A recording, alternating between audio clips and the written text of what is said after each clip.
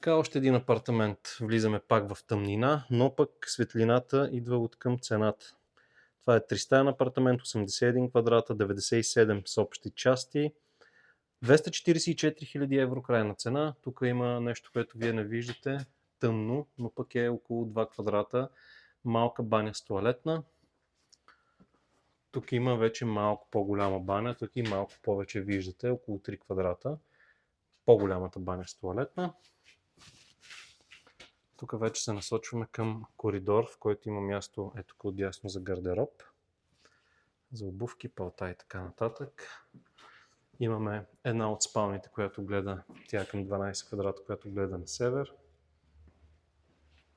Това е спалнята, тук ще бъде разположена гардероб, TV шкаф и гледка към парка на Дружба. Да, не тази хубавата обгородената, тази, която все още е частна собственост, но все пак е в парка и няма да бъде застроявано тук.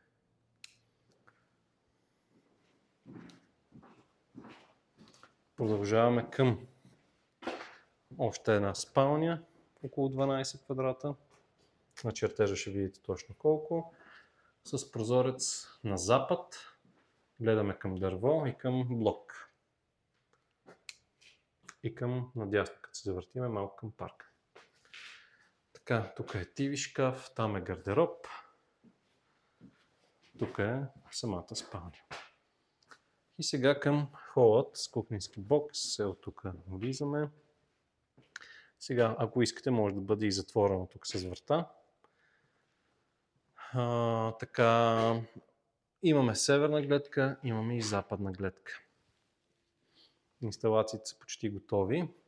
Този хол е 24 квадрата. По спомен, но в чертежа може да видите с точност. Тук гледаме към парка на Дружба, където няма да бъде застроявано и тези коли в даден момент ще изчезнат оттам и ще бъде облагороден парк, нали, в близкото светло бъдеще, когато се отчуждат тези частни имоти и общината инвестира в това да разшири парка. Но едно е сигурно, сигурност няма да се строи в паркова зона.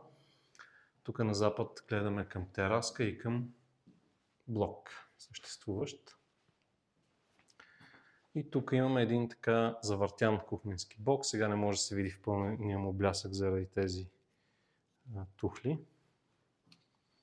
От тук, ако подходиме, тук плюса му е, че има прозорец за светлина, естествен и отдушник. И също така и на тук. Не много голяма кухня, но пък място за да се събере в това Г всичко необходимо. Хладилници, шкафове, печки и така нататък. Ето до тук може да си пуснете шкафовете. Тази стена е към 4 метра. Това е апартаментът. Така, секунда да зареда, за да ви кажа пак параметрите. Апартаментът е за 244 000 евро, 81 квадрата, 97 с общи части, намира се на третия етаж. Това е В, 310 вход В. По-нагоре проверявам, но мисля, че всичко е продадено. Третия етаж, между другото, е среден етаж, така че няма какво да ви притеснява. Така. Има такъв апартамент и на 9-ти етаж. Имате късмет. 9-ти е предпоследен етаж, 10-ти е последния етаж, но на 9-ти етаж цената е по-добра и тя е 230 000 евро. И със сигурност и гледките от високо са доста по-добри към парка и се вижда и езерото и шадраваните натам, но в момента вече е 5:30, вкъщи ме чакат, жената звъни и нямам време да се качвам догоре. Но със сигурност, ако ми се обадите, ще идем и ще ви покажа лично. Излизам, това е от мен, чао!